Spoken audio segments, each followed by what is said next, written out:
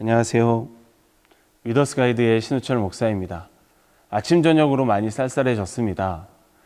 이런 날씨엔 외출할 때 항상 얇은 겉옷을 하나 챙기셔서 내 몸을 따뜻하게 보호하고 건강도 챙기시면서 감기 걸리지 않게 유의하시기 바랍니다. 묵상 나눔 예배 함께 보실 말씀은 신명기 23장 7절부터 8절 말씀입니다.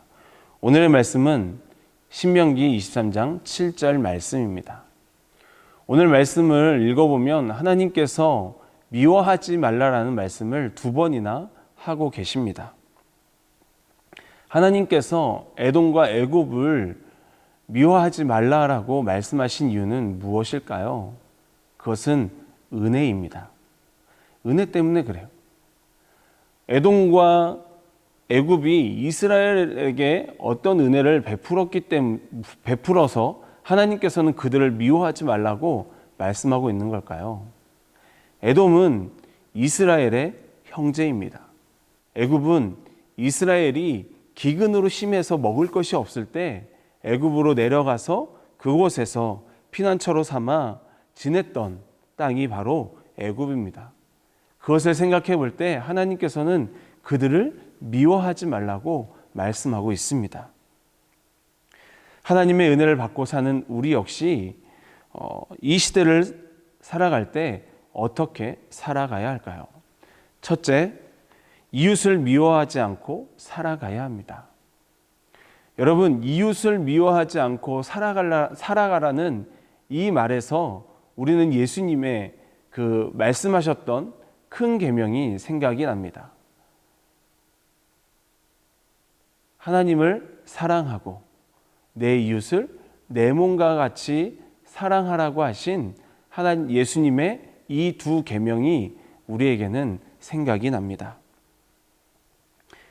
예수님께서 주신 계명 중에 내 이웃을 서로 사랑하라고 하신 이 말씀을 우리는 기억해야 합니다. 하나님께서 우리를 사랑하신 그 사랑으로 말미암아 우리도 은혜를 받았으니 우리 역시 그 사랑을 실천하는 삶을 사는 것은 당연한 삶인 것입니다. 둘째, 우리가 이 땅에서 어떻게 살아가야 할까? 그것은 바로 이웃을 사랑하며 살아가야 합니다. 예수님께서 가르쳐 주신 가장 큰 2 계명 중에 내 이웃을 사랑하라고 하신 이 말씀을 우리는 다시 한번 되새겨보고 그리고 우리의 마음에 품고 그 사랑을 예수님이 우리에게 말씀하신 그 이웃 사랑을 실천하면서 살아가야 합니다. 이것은 우리가 지켜도 되고 지켜도 되지 않는 그런 계명이 아닙니다. 그런 말씀이 아니에요. 하나님의 말씀은 1.1에게 틀림없는 하나님의 말씀으로서 우리에게 가르쳐 주신 계명입니다. 하나님을 사랑하고 이웃을 사랑하라.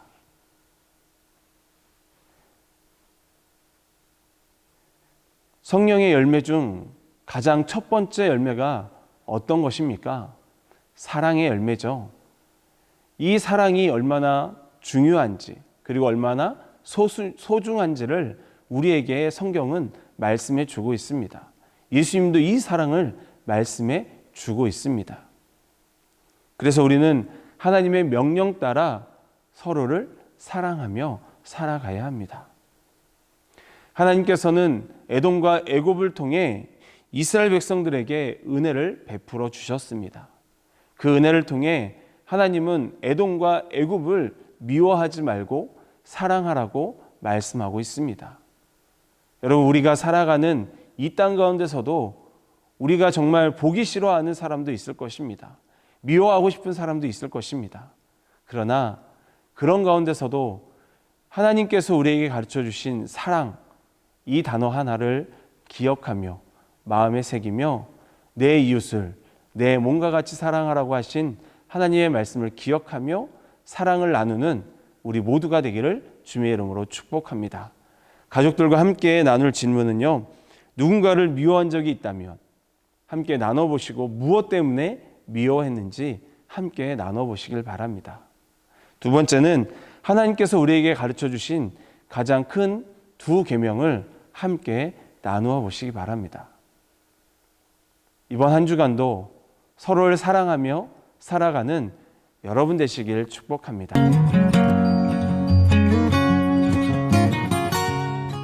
하브루타 예배 함께 보실 말씀은 마태복음 16장 17절부터 20절까지의 말씀입니다. 오늘의 말씀은 마태복음 16장 18절 말씀입니다. 예수님께서 베드로의 신앙 고백 이후 베드로를 칭찬하십니다. 이렇게 칭찬하시죠. 반석 위에 내 교회를 세우겠다. 반석 위에 세워진 교회, 이 교회는 어떤 교회일까요? 첫째, 주님을 머리로 모신 교회입니다.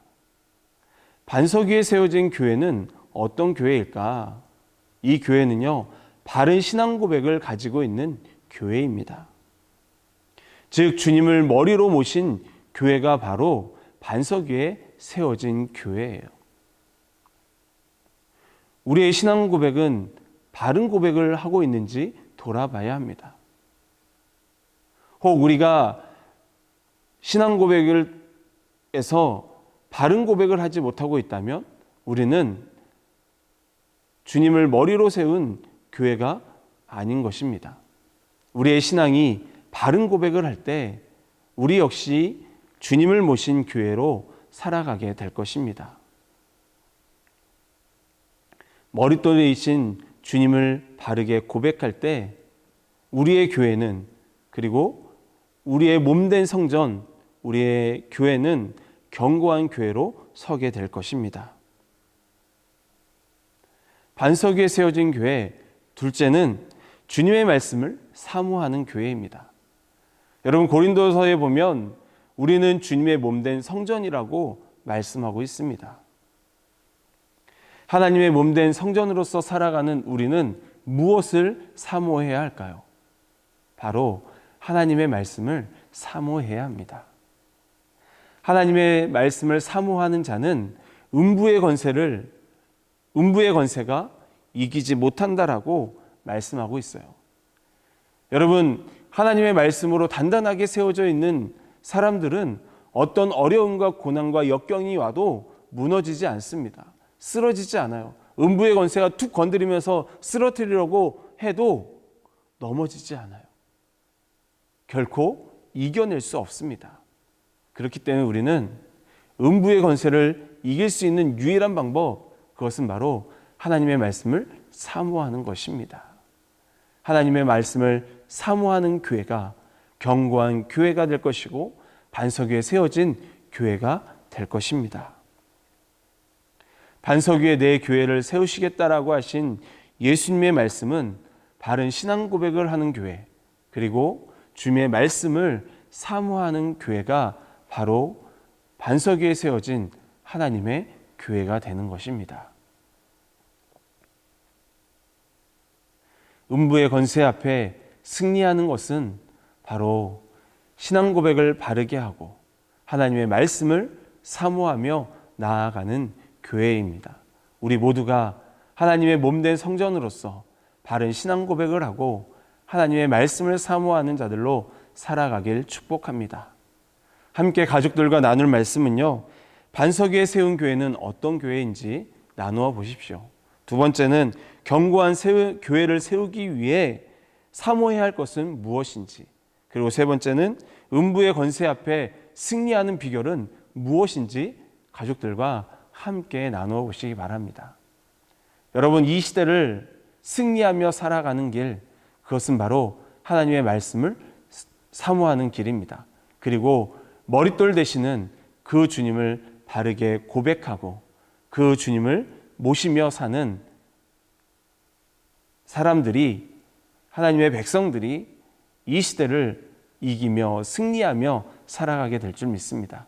한 주간도 하나님의 말씀을 사모하며 바른 신앙 고백을 하는 여러분 되길 주님의 이름으로 축복합니다.